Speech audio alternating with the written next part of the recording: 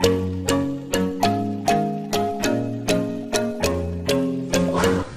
ัสดีค่ะสวัสดีแม่FC ทุกท่านนะคะยินดีต้อนรับเข้าสู่ครอบครัวของพี่พอใจน้องรุ่งฟ้าน้องดวงใจนะคะฝากกดติดตามกดไลค์กดแชร์ด้วยนะคะอย่าลืมกดกระดิ่งแจ้งเตือนด้วยนะคะเพื่อไม่พลาดชมคลิปของเราในรอบต่อๆไปนะคะวันนี้ก็มาปลูกต้นไม้ให้กับพี่พอใจนะคะก็เอาดินมาลงก่อนนะคะแม่ค่ะเนาะพรวนดินนะคะก็ปรับดินนะคะแล้วก็จะปลูกแล้วก็จะมีดอกคุณนายตื่นสายนะคะนี่นะคะปลูกกันเลยนะคะแม่ก็มีดอกคุณนายตื่นสายนะคะที่เรามาปลูกนะคะดอกทองอุไรนะคะคุณแม่ค่ะค่ะ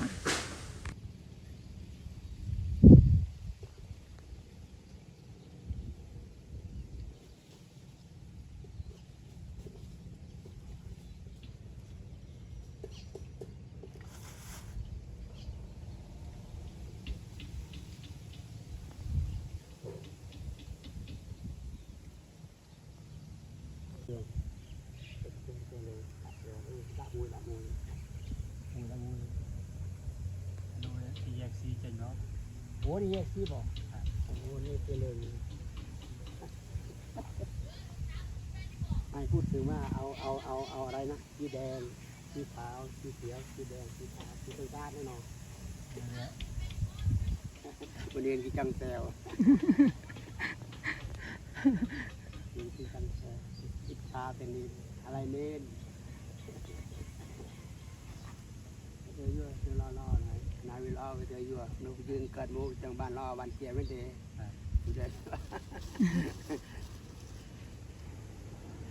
ฟังพอใจบ่จ้าที่ยังไม่เกแต่ก็ไม่เอาที่จะดอกได้ที่จะดอกแค่ไปยิงจะดำได้เลย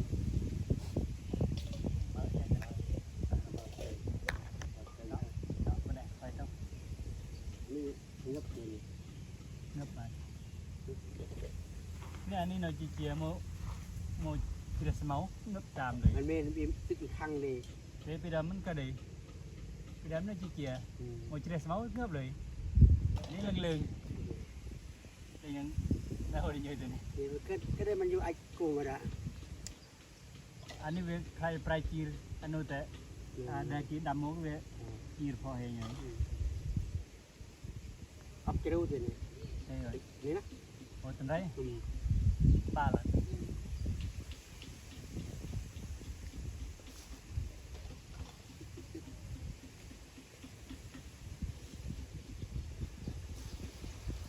เชี่ยวยืนแต่เรื่องเดิมเช้าเดิมไอ้เดิมทานตะวันสีส้มนะมันอ้ออะไรเรื่องเราเรื่องโน้เอาสีส้มประกาศในทานตะวันไหนน้อยรอผู้รอนะหนูสีส้มมันดำนองสีส้มรอนะอยู่ที่วอนลูก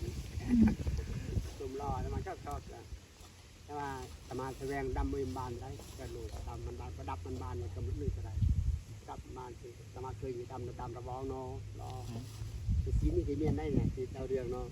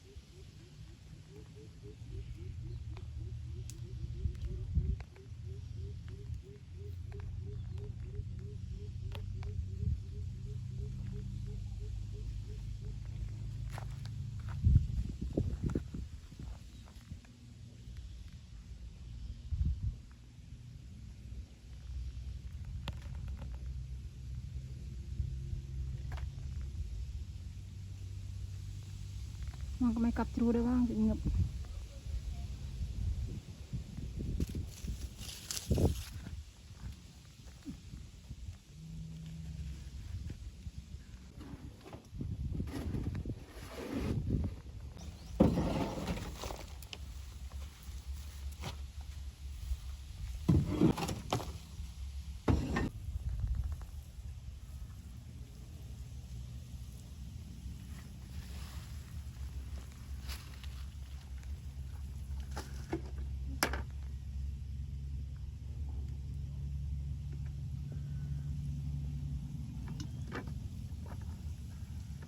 นี่สิเว้ย